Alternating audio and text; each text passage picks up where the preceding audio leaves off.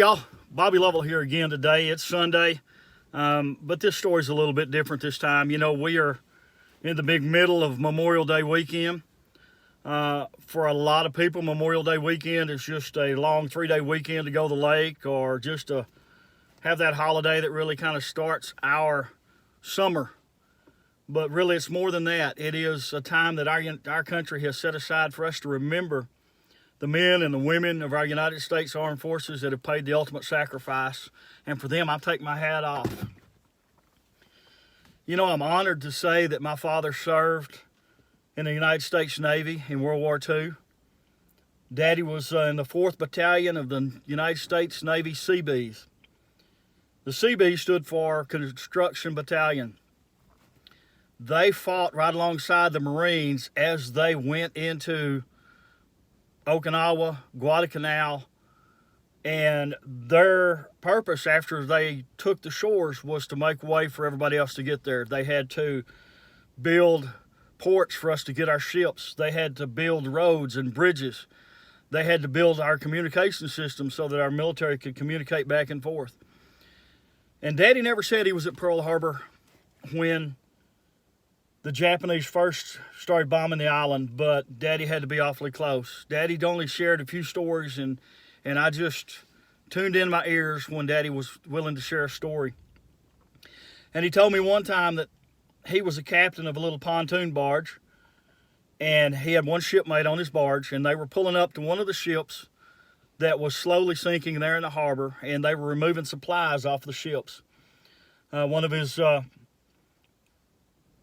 battalion mates had pulled up beside him in his barge, and they were tying off, and about that time another Japanese fighter come flying over the bay dropping bombs. Daddy stuck with his barge.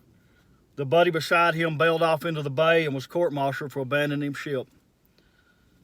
You know, from there Daddy went on to Guadalcanal, and I've heard a few stories of Guadalcanal, and he went on into Okinawa, and I've heard the stories of some of the fighting that happened in Okinawa.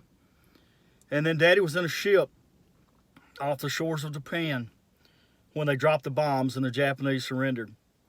You know, many times I wonder what happened if Daddy and our men would have had to have charged the island of Japan and the shores there at Japan, because, you know, I've seen the estimated lives that would have been lost had we had to storm the shores of Japan. And, you know, fortunately we didn't have to, and so Daddy came home.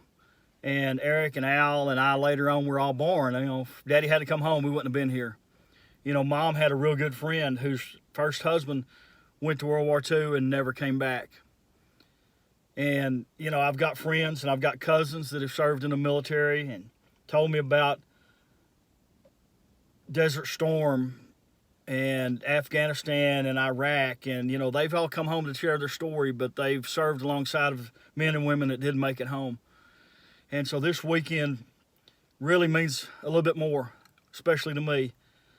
And I want to say thank you to those that have served.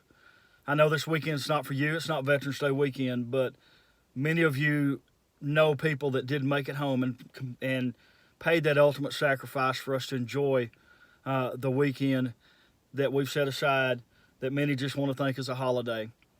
And I'm going to stop, and I'm going to stand, and I'm going to take off my hat, and I'm going to hold my hand over my heart every time I see that funeral procession of one of our men or women that served and paid the ultimate sacrifice. And I still tear up when I see that coffin draped with that United States flag, because those people paid that sacrifice so that we can enjoy the freedoms to go to the lake or do whatever on this particular weekend, or just have a long 3-day weekend with friends and family.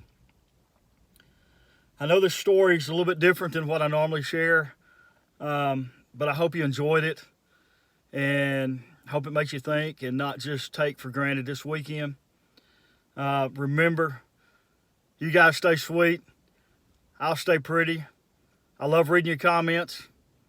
Keep those comments coming. I love y'all, and God bless.